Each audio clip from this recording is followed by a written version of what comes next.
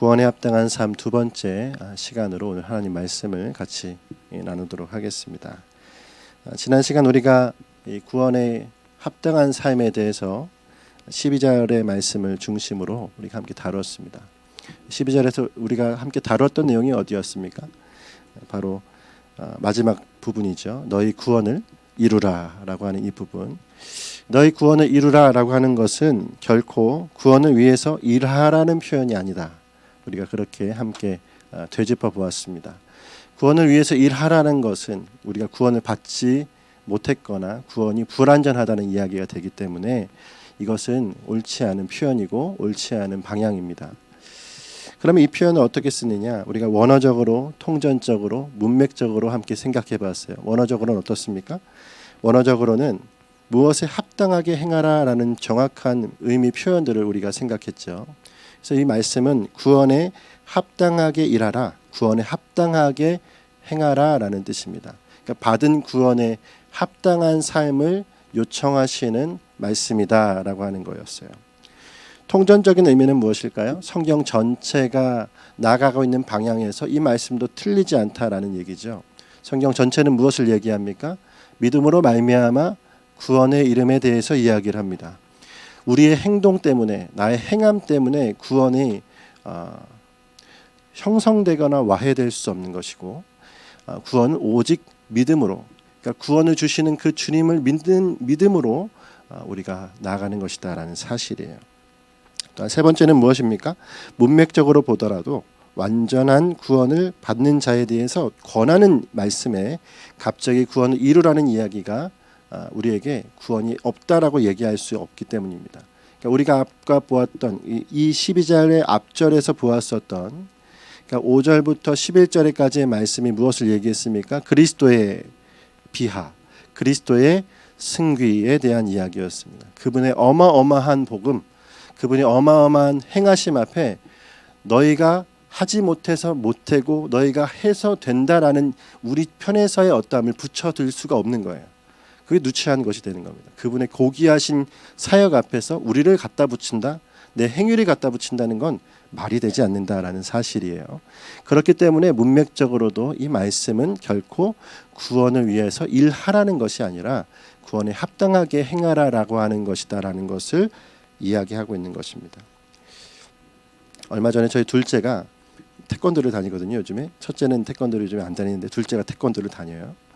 근데 얘가 요즘에는 그 예전에 제가 있을 때는 띠가 별로 없었어요. 하얀 띠, 노란 띠, 초록 띠, 파란 띠, 빨간 띠, 폼띠 이렇게 갔는데 요즘에는 이게 상술이 좀 들어가서 그런지 몰라도 초파띠 뭐 이런 거 있습니다. 초록색에서 파란 띠 가는데 중간 띠가 더 있어요. 그래서 이렇게 그래서 이번에는 이제는 빨간 띠 되나 보다 했는데 이번 또 보라띠가 됐어요. 너무 웃기더라고요. 그래서 보라띠 땄냐고 너무 기뻐서 집에 왔는데 여러분 생각해 보세요. 이 아이가 태권도장 가서 행실이 부족하고 뭐 하다 해서 너 보라띠를 다시 낮춰버릴 거야? 이렇게 하면 돼요? 안 돼요? 안 됩니다.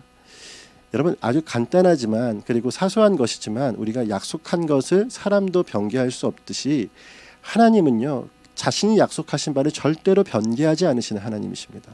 할렐루야. 그러므로 여러분 우리가 주님의 그 속성상 우리 주님은 우리 가운데 자신의 모든 전부를 주심과 함께 약속하셨어요. 그걸 믿는 자가 구원을 얻는 것이다 라고 말씀하셨습니다. 그러므로 여러분 우리가 구원에 나의 행위를 더 붙인다 뗀다 이런 말을 성경 속에서 같이 해나갈 수가 없다라는 거예요. 자, 중요한 건 오늘 이 말씀, 이 12절의 말씀에 이러한 중요한 교리적인 부분뿐만 아니라 또 하나의 주목해야 될 부분이 있다라는 것인데 그것은 무엇이냐면 읽으시면서 어떤 분들은 좀 경우에 따라서 거북하실 수도 있는 부분일 수도 있습니다. 어떤 부분일까요? 항상 복종하여 두렵고 떨림으로 이렇게 얘기하고 있어요. 전체적으로 한번 읽어볼까요? 12절 전체를 한번 읽어볼게요. 시작. 그러므로 나의 사랑하는 자들아 너희가 나 있을 때뿐 아니라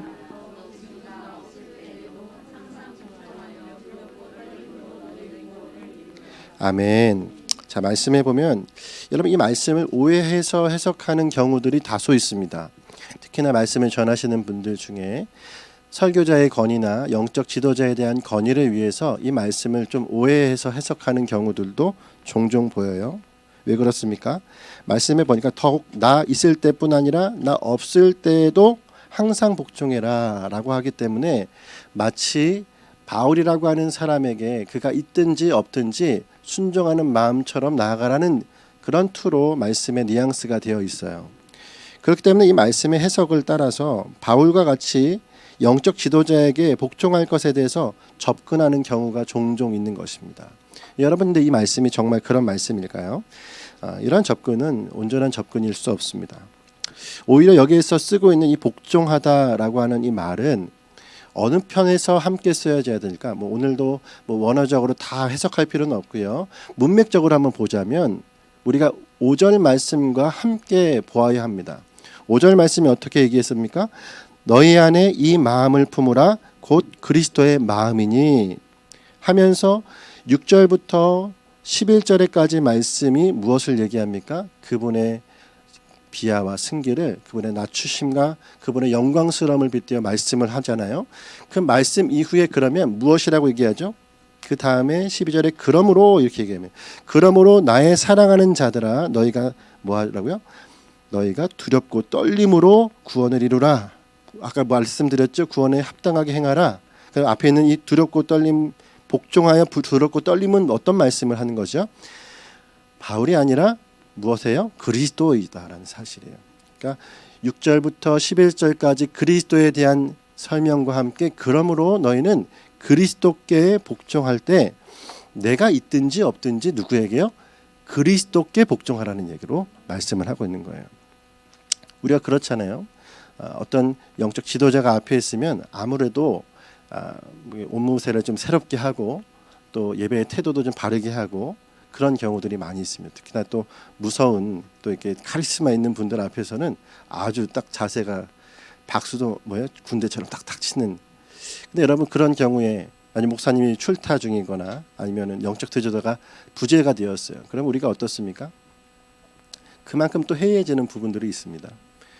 일전에 제가 있었던 교회도 목사님이 한 달 정도 그 안식월을 매년 가셨어요. 안식월을 가실 때면 부교역자들이 어떨까요? 해이해져요. 네, 해이해집니다. 어쩔 수가 없는 그 해이해짐이 있어요. 그러면은 못했던 그 맛집도 찾아가고 그런 경우도 있어요. 너무 멀어서 가지 못했던 곳을 야 우리 같이 해가지고 갑시다. 그래서 시간을 쪼개가지고 신방 일정을 좀 밀어가지고 같이 해가지고 가서 부랴부랴 먹고 또 오고. 목사님 없으니까 좋죠.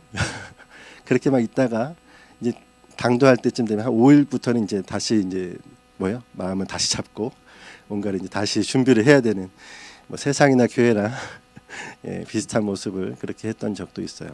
여러분 무슨 얘기를 말씀드리냐면 여러분 영적 지도자 아니면 설교자나 권위자가 앞에 있다고 우리가 두렵고 떨림이 되어질 것이 아니고 또한 그것이 없다고 해서 또 다른 것이 아니라 오직 그리스도를 바라보자라는 거예요.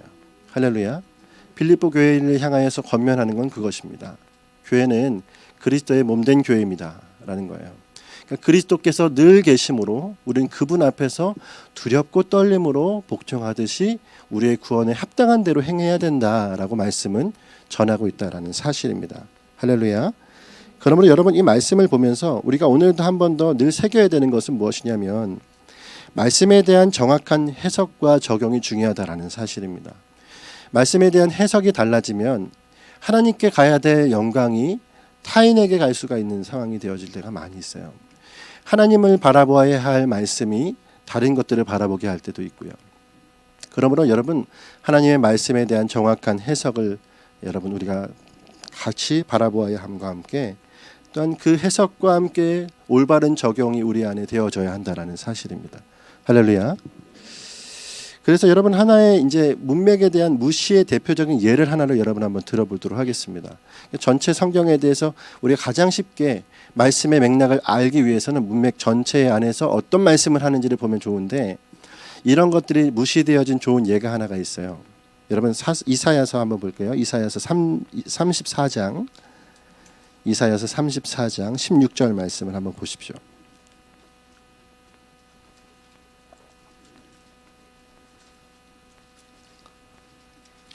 이사야서 34장 16절 말씀.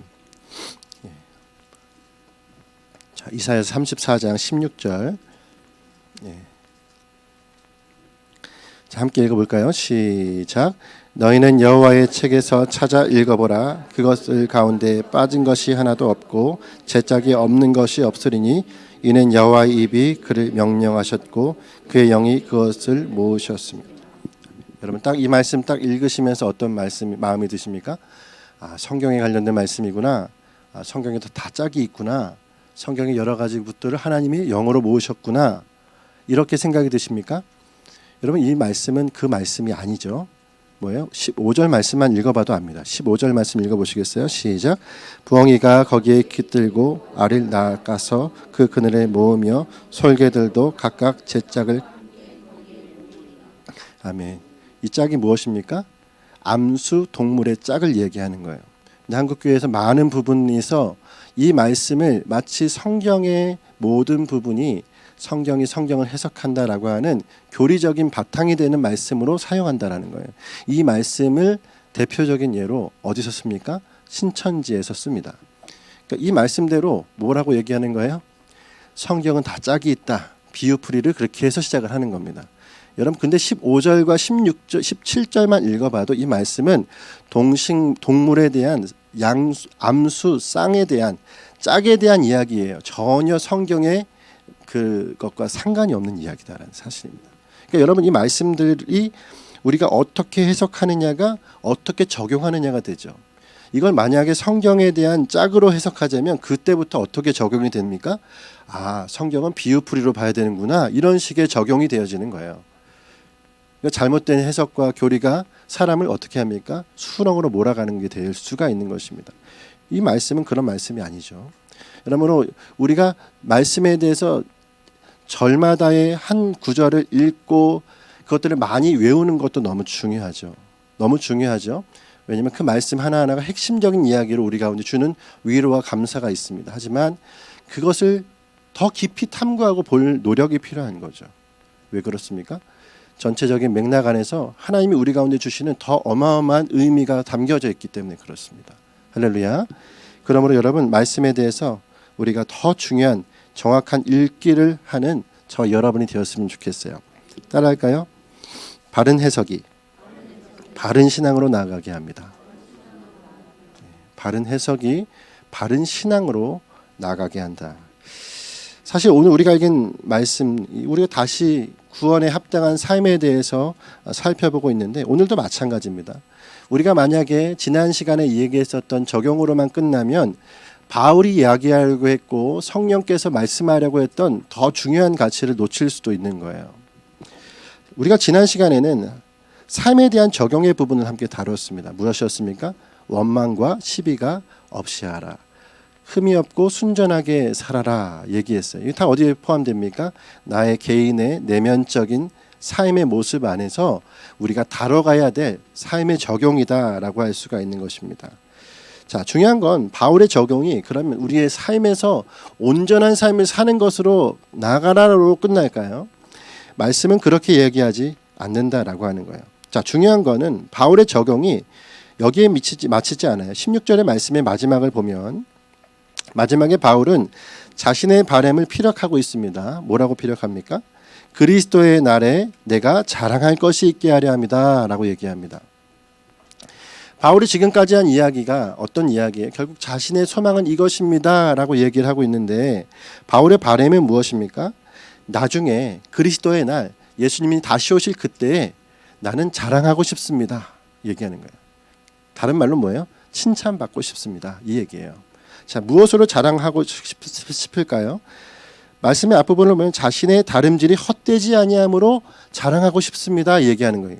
그러니까 자신의 다름질이 뭐예요? 내가 달려갔던 길, 내가 걸어갔던 길이 절대로 헛되지 아니하길 위해서 아니하는 것으로 내가 간 길이 헛되지 않은 것으로 주님 앞에 칭찬받고 싶습니다. 이거 우리가 그렇지 않아요? 부모님한테 칭찬받고 싶을 때 뭐 합니까? 나 이렇게 했습니다 라는 거니까 나 지금까지 이렇게 정확하게 온전히 했습니다. 그러면은 칭찬받는 거잖아요. 근데 내가 지금까지 해왔는데 결국 마음에 들지 않은 행동이었어요. 그러면은 아무리 열심히 했어도 칭찬받지 못하는 모습이 될 거 아닙니까? 바울은 이야기하는 거예요. 내가 걸어가는 모든 길에 나는 주님 앞에 칭찬받기를 원합니다 라는 겁니다. 한마디로 내가 걸어온 길이 잘했던 길이구나, 네가 걸어갔던 그 길이 정말 온전한 길이었다라는 것으로 인정받고 싶은 것이 바울의 마음이에요. 자, 그러면 이 자랑이 무엇일까요? 그 자랑이 바로 좀 전에 우리가 얘기했던 원망과 시비가 없는 삶과 흠이 없고 순전한 삶을 누구에게요? 빌립보 교인들에게 함께 살도록 하는 것, 그것이 바울에게 있어서 헛되지 않은 삶으로 헛된 다름질이 아니도록 가도록 하는 모습 안에 있는 첫 번째입니다. 쉽게 얘기하자면 하나님 앞에 자신이 해야 될 사명이 무엇이죠? 나뿐만 아니라 누군가를 원망과 시비가 없고 흠이 없고 순전한 삶을 살아가도록 나아가도록 만드는 그 일들을 그가 사명으로 받은 거예요. 자, 근데 여기서 끝납니까? 바울이 지금 말하고 있는 것은 거기에서 끝나는 것이 아니라 더불어 빌립보 교회가 가져야 될 또 다른 삶의 양상을 얘기하는 거죠. 그것이 무엇입니까? 16절의 말씀 가장 처음에 나타납니다. 15절 하반절과 16절 초반절이 연이어 읽어보면 이렇죠. 세상에서 그들 가운데 빛으로 나타내며, 이건 무엇이죠? 흠이 없고 순전한 삶을 이야기하는 거죠. 그리고 무엇입니까? 생명의 말씀을 밝혀 나의 다름질을 헛되지 아니하게 하길 원한다. 여기서 우리가 정말 중요한 말씀 한 구절의 부분을 볼 수가 있습니다. 무엇입니까? 생명의 말씀을 밝혀라고 하는 것입니다. 자, 생각해 보십시오. 빛들로 나타내는 삶이 무엇입니까? 흠이 없고 순전한 삶. 그러니까 1차적으로 빛된 삶을 살아가는 것이 우리의 본분이다. 바울에게서는 그런 권면을 하는 게 그의 사명이다라는 것이에요. 근데 이것으로 끝내는 것이 아니라 더 핵심적인 게 뭐예요? 삶도 그러해야 되지만 그가 가진 말씀이 생명의 말씀으로 밝혀지는 것입니다. 밝혀진다. 그러므로 여러분, 생명의 말씀을 밝히는 삶이 무엇입니까? 따라하겠습니다. 증인된 삶. 여러분, 우리 내면을 충실하게 주님 앞에 다듬는 삶도 너무 중요하지만 제일 중요한 건 뭐예요? 증인된 삶이에요. 생명의 말씀을 밝히는 삶입니다. 여러분, 그러면 여기서 무엇이 더 중요하겠습니까? 그리스도인의 덕성을 갖추는 것도 너무 중요하지만 그와 동시에 그리스도를 깊이 알고 깊이 아는 것을 전하는 삶이 되도록 나아가는 것이죠. 자, 바울을 생각해 보면 어떻습니까? 바울은 그의 심적인 부분, 그의 내면적인 부분을 다뤄감과 함께 동시에 무엇을 하죠? 그는 복음의 가치대로 전하려고 노력을 합니다. 이 복음을 단순하게 아주 짧게 명료하게 전하려고 하지 않아요. 복음의 가치가 어느 정도로 크고 광범위한지를 있는 그대로 전하려고 말씀에 보면 노력하고 있는 모습을 볼 수가 있어요. 그러면 여러분, 이러한 삶은 어떤 삶입니까? 가르치는 삶이죠. 그러니까 내가 내면적으로 내 삶을 적용해서 내가 온전히 살아가는 것도 너무 중요하지만 가르치는 삶이에요. 누구에게요? 복음이 필요한 사람에게, 정말 생명이 필요한 사람에게 그 생명을 알려줄 수 있는 사람으로 살아가는 것을 바울이 이야기하는 것이죠. 그러므로 여러분, 복음이 궁금할 때, 우리의 삶에 정말 진지한 복음을 원할 때 누구를 찾아갈 것인가 사람들이 모를 때 그 역할을 해줄 수 있는 사람을 오늘 증인된 삶이다라고 우리는 이야기하는 것입니다. 할렐루야. 그러므로 여러분, 어쩌면 바울은 자신의 가진 기대치와 포부가 매우 컸던 사람이에요. 우리는 보통 어떻게 합니까? 신앙생활하면 내 삶을 잘 이끌어 나가서 성화된 삶으로 살아가는 것, 그 안에서도 충실함으로 우리가 만족할 때가 많지만 바울은 그것뿐만 아니라 그러한 삶이 나로부터 그 누군가에게 전달되는 삶까지도 가도록 그렇게 기대를 하고 있는 것입니다. 그러니까 빌립보 교회를 바라보면서도 당신들은 그저 내면 안에서 아름다운 공동체, 건강한 가정, 그리고 건강한 내면을 가진 삶으로 살아가는 것을 원합니다라고 끝내는 것이 아니라 이것으로 나를 바꾼과 함께 지체를 바꾸고 지역을 바꾸고 하나님의 백성의 그 땅의 모든 체질을 바꿔내는 하나님의 백성으로 살아갈 것을 말씀은 이야기하고 있는 것이죠. 그러므로 여러분 무엇입니까? 바울은 자신과 같은 복음의 증인이 되도록 하는 것을 자신이 마지막 날에 주님과 함께 보았을 때 내가 자랑할 것으로 여기는 거예요. 이해가 되십니까? 어떻게 자랑하겠습니까? 주님, 제가 이 사람들에게 복음을 전할 때 그 복음이 삶의 내면에 충분하게 들어갈 수 있도록 말했고, 또한 그것이 정말 생명이다라는 사실을 말씀 그대로의 가치대로 전하고자 했었고 그렇게 했었습니다. 하나님 그것에 대해서 어떻게 얘기하실까요? 착하고 충성된 종이다 얘기하는 거예요. 할렐루야. 이게 지금 바울이 가지고 있는 바울의 마음의 상태라는 사실입니다. 그러므로 여러분 이 말씀이 우리에게 어떻게 적용이 되어야 되겠습니까? 이 말씀이 기록할 때 바울이 가졌던 마음은 동시에 성령께서 가지신 마음이십니다. 성령께서 가지신 마음이기 때문에 성경의 원 기록자이신 그분의 감동을 통하여 우리 가운데 말씀으로 전달되어 온 거예요. 할렐루야. 단지 바울의 마음이 그러한 것이 아니라 하나님의 마음이 그러하다라는 것이죠. 하나님의 마음이 어떻습니까? 우리에게 내적으로 충실한 하나님의 백성으로서의 성화된 삶도 너무 중요하고, 또한 이 사람을 통하여서 복음이 정말 그 가치 그대로 전달되어질 것에 대해서 너무도 주님이 원하시는 삶이라는 것입니다. 그러므로 여러분 우리가 어떤 자가 되어야 하는 것은 자명합니다. 복음을 가치 있는 그대로 알고 아는 그대로 전하는 삶이 되어야 합니다. 한번 따라할까요? 복음을 가치 그대로 알고 그 아는 대로 사는 삶. 아는 대로 살고 전하는 하나님의 백성이 되어지는 거예요. 그러한 증인이 되기를 축복합니다. 아멘. 정말 복음의 맥락을 알고, 여러분 생명을 전하는 자, 생명을 가르치는 자예요. 하나님의 말씀을 우리가 아까도 해석과 적용을 충실하게 합시다 얘기했잖아요. 여러분 해석이 중요한 이유가 무엇입니까? 이 성경이 말하고 있는 그리스도, 그분에게 집중하여 나갈 수 있도록 온전한 해석, 성경이 말하고 있는 바만 충실하게 전해도 그 생명의 가치 그대로가, 생명의 수준 그대로가 그 사람에게 전달이 되어져요. 이것이 저와 여러분을 옳은 대로 인도하는 능력이 되어지는 것입니다. 할렐루야. 그러면 성경이 말하고 있는 그 수준 그대로, 말하고 있는 그 가치 그대로 주님을 따라가는 저와 여러분이 됐으면 좋겠어요. 그리스도는 우리 가운데 어느 정도는 내리셨고, 그분은 어느 정도로 높이셨고, 그분은 우리 가운데 어떻게 행하기를 원하시는지를 우리가 배웠다면 배운 대로 뭐예요? 전하는 것이죠. 어떻게 전합니까? 삶을 동반하여 전하는 것입니다. 누군가에게 내가 말을 했는데, 야, 내가 이번 주에 설교를 듣고 말씀을 듣고 정말 생명이라는 것이 이런 것들아, 그리스도의 삶이라는 것이 이런 거더라 라고 얘기를 해줬어요. 근데 상대방이 너나 믿어라 이렇게 얘기하면 어떻겠어요? 그건 문제가 있는 것입니다. 삶에 문제가 있거나 복음을 잘못 가르쳤거나 어느 편이실까요?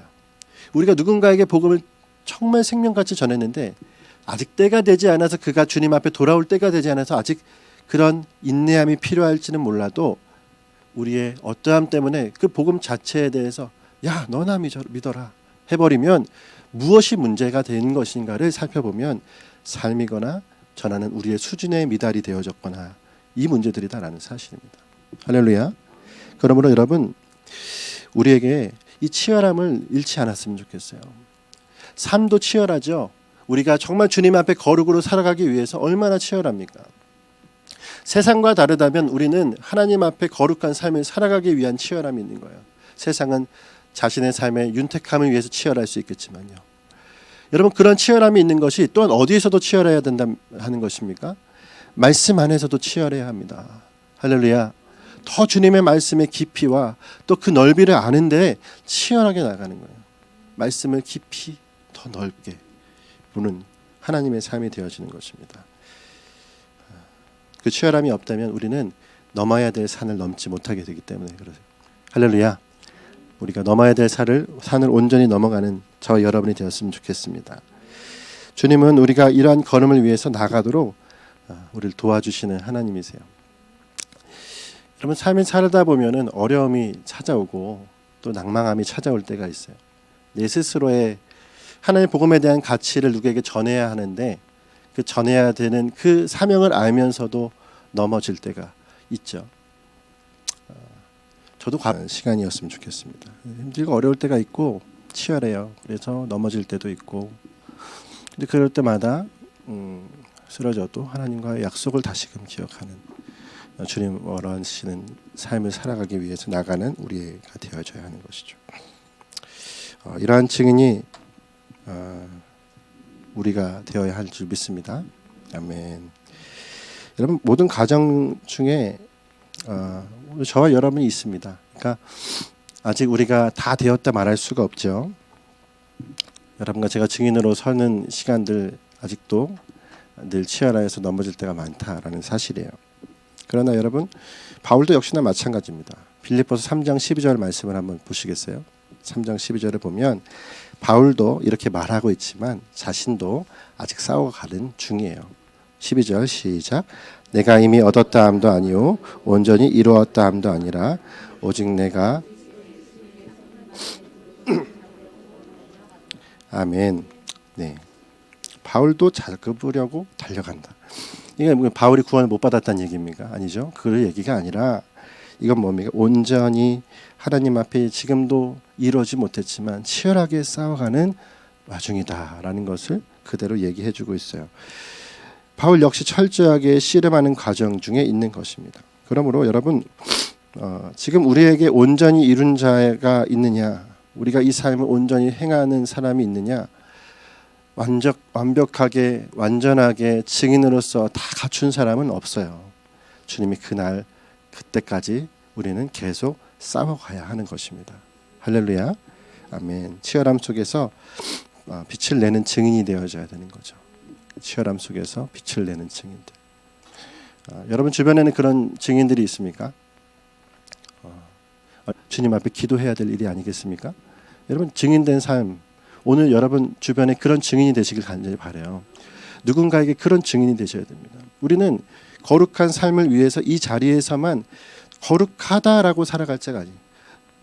정말 여러분, 제가 얼마 전에 아는 청년 친구를 만났는데 이 친구는 전라도 음식하는 친구예요.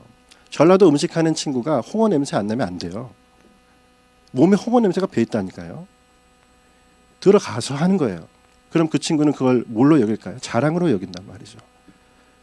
그곳에 가서 자기의 이 업을 위해서 열심히 충성 복사하면서 그걸로 하나님 앞에 야와서 예물 드리고 주님 앞에 거룩하게 살아가려고 하는 친구, 여러분 그 자리에서 수고하고 힘 내서 하고 있는 자예요. 오늘 우리가 저는 안 돼, 이 사람은 어때? 여러분, 이태원 할로윈 대회를 보면서도 이거 하나님의 심판이야라고 우리 말할 수 있습니까? 우리 말할 수 없습니다. 그 심판이란 말을 입에 담을 때부터 저와 여러분은 심판자가 되는 거예요. 그 심판이라는 말을 내 입에 담아서 이건 심판이라고 말할 때부터 여러분이 하나님이 되시는 것이에요. 우리는 그런 말 하면 안 되는 거죠. 하나님의 영역을 침범하지 않는, 하지만 주님의 긍휼과 애통하는 마음을 알고 그 애통하는 마음으로 기도하고 그 사람들을 위해 주님 앞으로 인도하는, 그러면 여러분 생명이 거해야 될 그 자리가 증인이 있어야 될 자리입니다. 죽음과 생명이 오가고 있는 그 자리가 뭐예요? 우리가 있어야 될 자리예요. 할렐루야. 오늘 이 말씀이 그 의미이지 않겠습니까? 이 바울이 이야기하는 바가 무엇이며 빌립보 교회가 바로 그 세속적이고 세상적인 그 자리에서 교회로서 제대로 섰으면 좋겠습니다. 이것이 또한 나의 자랑이 되었으면 좋겠습니다. 할렐루야. 그러므로 여러분, 우리가 영혼을 정말 구원할 방주로서의 역할을 할 수 있도록 저와 여러분이 달려가길 간절히 원합니다. 우리 마지막으로 13절의 말씀을 한번 읽고 마칠 텐데요. 13절 같이 한번 읽어볼까요? 13절 읽겠습니다. 시작. 너희 안에서 행하시는 이는 하나님이시니 아멘. 자, 이 말씀에서 우리가 두 가지만 생각해 보겠습니다. 행하게 하는 이 할 때 이 행하는이라는 것이 에네르게오라는 뜻이에요. 에네르게오가 뭐냐면 동력을 공급하다, 원동력을 공급하다라는 의미예요. 그러니까 너에게 행하시는 이는 어떤 분이십니까? 애초에 우리 가운데 능력을 주시고 공급하시는 분이십니다. 할렐루야. 자, 그리고 여러분 소원을 두고 행하시나니, 소원이 무슨 뜻일까요? 소원은 대로라는 뜻인데 바로 의지, 뜻, 약속, 염원이라는 뜻입니다. 그러니까 하나님이 어떻게 행하시느냐? 자기의 뜻을 위하여 우리에게 약속을 두고 행하시는 분, 염원을 두고 행하시는 분. 하나님이 약속하셨다면 우리 마음 가운데 같은 소망을 품게 하신다라는 거예요. 같은 약속에 같은 마음으로 나아가게 하시는 거예요.